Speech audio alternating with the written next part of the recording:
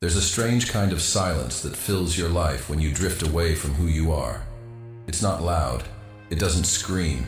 It's more like a slow dimming of the light, where things still look the same on the outside, but inside, nothing makes sense anymore. You laugh, but don't feel joy. You succeed, but don't feel alive. You're surrounded by people, yet aching with a loneliness that has no words. Because the world you see is no longer a reflection. It's a performance.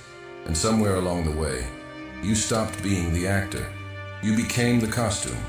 It doesn't happen all at once. First, it's the small compromises. A truth left unsaid.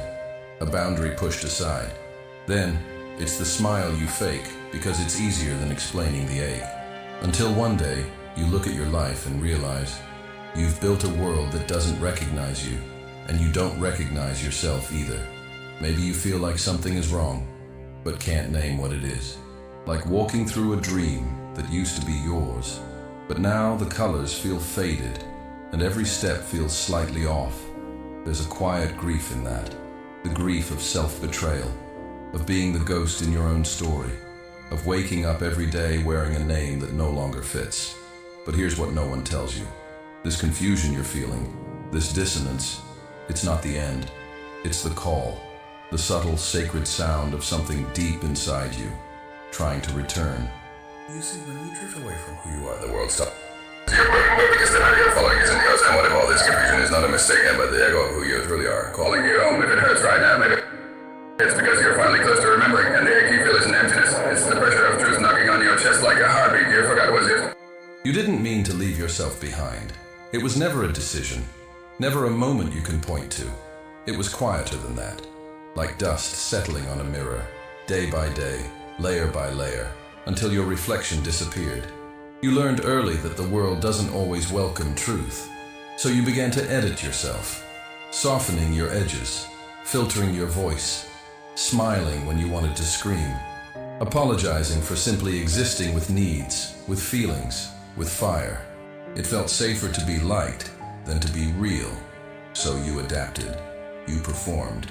You became the version of yourself that wouldn't be rejected, and slowly, invisibly, you locked the truest parts of you in a room without windows.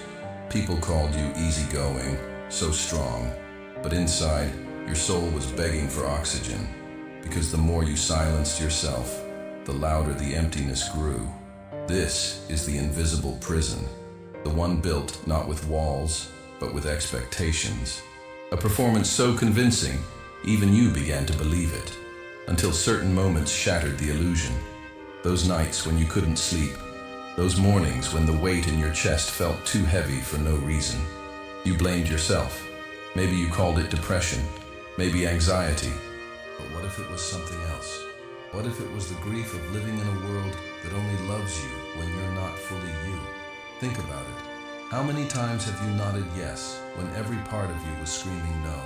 How many times have you laughed at the wrong moment, agreed to the wrong path, stayed in the wrong room just to not feel like a burden? It's a silent kind of self-abandonment, one no one sees, but your soul feels it every single day. And the cost? You lose the ability to trust your own instincts. You question your feelings. You become fluent in pretending. Some call it being mature. Some call it being easy to love. But tell me, what kind of love requires you to disappear to receive it? This world teaches us to polish ourselves into perfection, to become palatable, digestible, agreeable. But in the process, we forget how to be whole. And there is a kind of ache that arises when you live like this. An ache with no obvious cause. It's the ache of wearing a mask for so long that your face forgets how to move. You smile out of habit. You speak on autopilot. You perform intimacy, but feel a million miles away. Because the mask may look like you, but it's never felt like home. And yet, there's a reason you're still here. Still listening, still aching. Something in you remembers, maybe not clearly, maybe like a distant dream. But somewhere inside, beneath the silence, beneath the performance, a part of you still knows who you were before you learned to hide. That part of you isn't gone, just waiting. Waiting for the day you stop running from yourself. Waiting for you to risk being seen. Not the version of you people applaud, but the one that feels like truth. And maybe that's what healing really is. Not becoming someone new, but removing everything that was never really you. This isn't easy. To walk back into yourself after years of avoiding your reflection, it takes courage. But there's something sacred on the other side of this return. A kind of peace that doesn't depend on approval. A kind of freedom that doesn't shift with who's watching. The kind of love that feels like coming home to your own skin. You don't have to keep performing. You don't have to keep pretending. You were never meant to live as a shadow. Let the mask crack. Let the silence break. Let your truth rise, even if it shakes everything.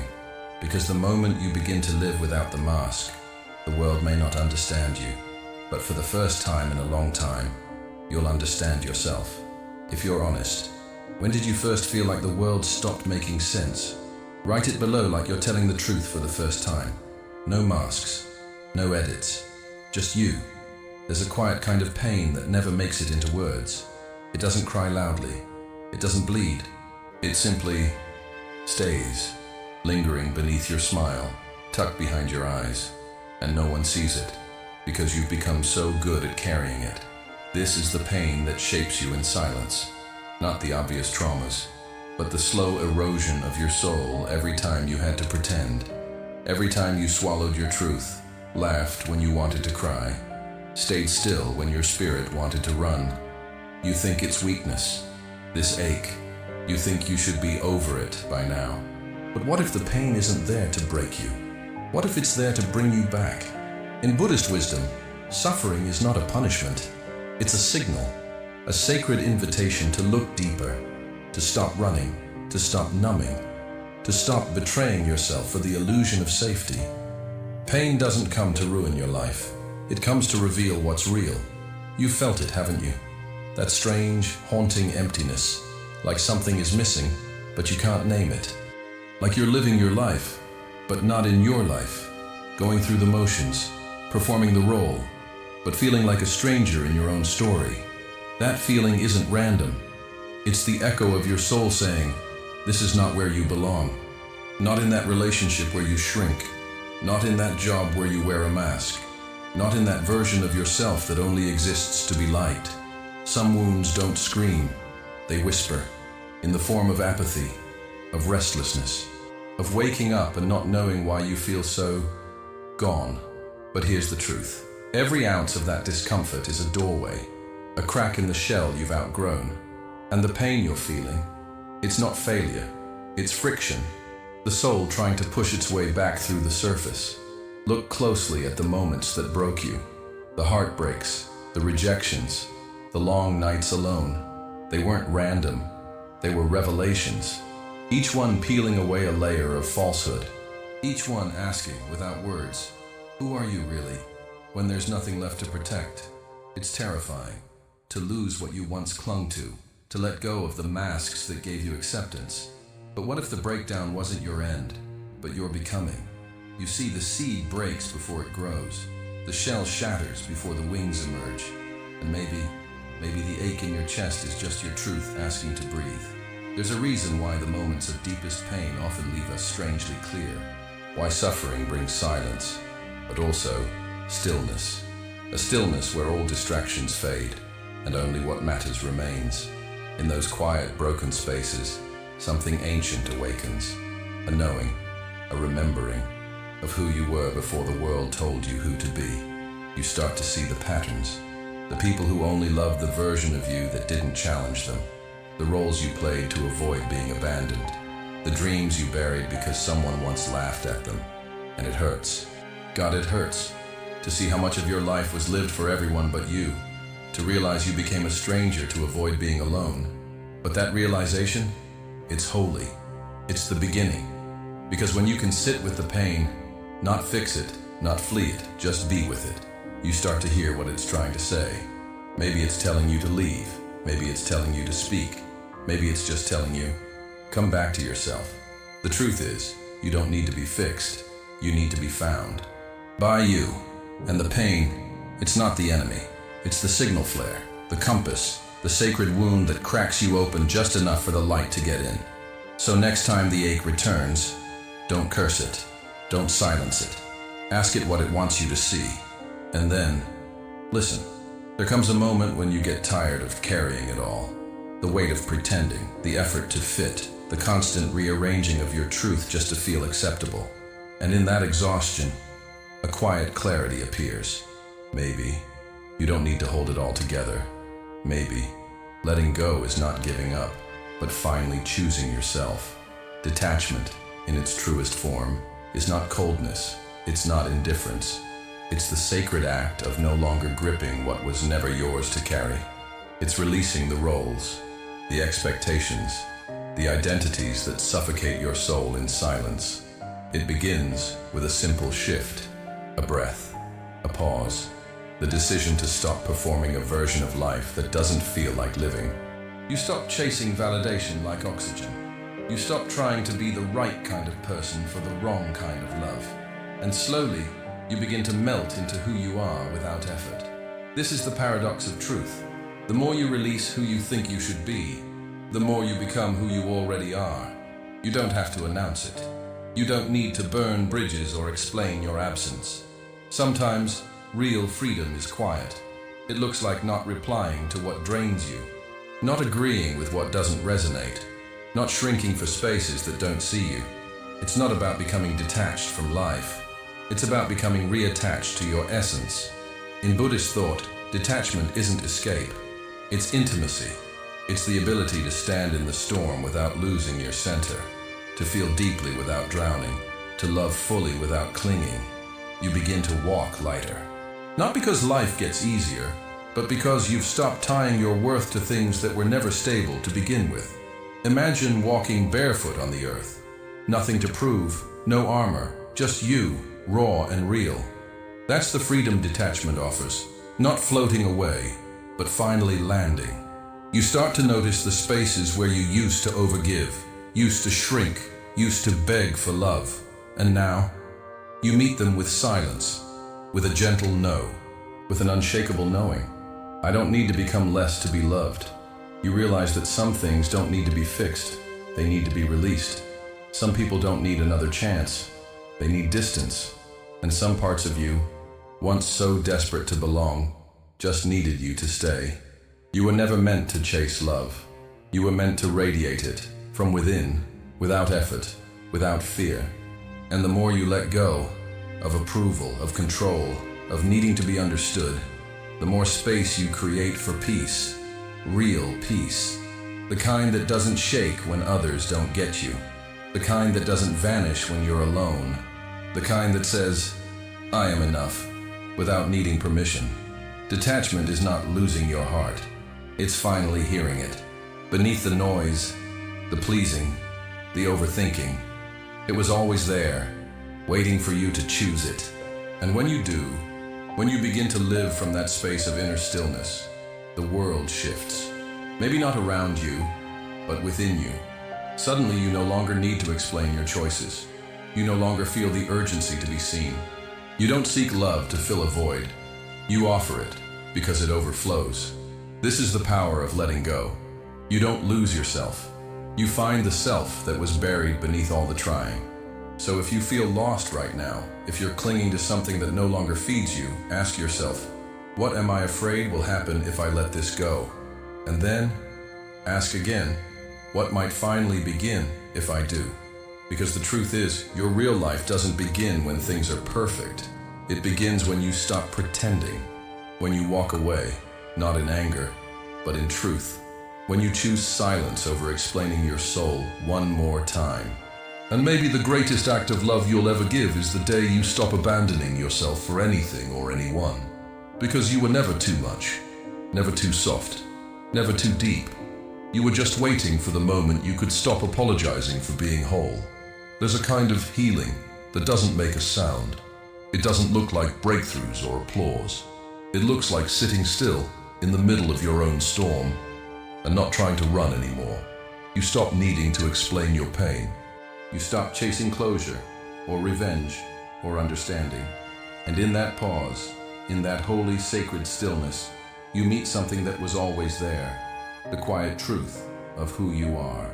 Not the version shaped by pressure, not the identity built for survival, but the you that existed before fear got loud, before shame whispered its lies, before you thought you had to earn your place in the world. This is surrender, not the surrender of defeat, but the surrender of resistance. The moment you stop fighting what is and begin to soften into what's real, you realize there's nothing left to prove, nothing to earn. You were never broken. You were just exhausted from the weight of trying to be someone else. So you breathe.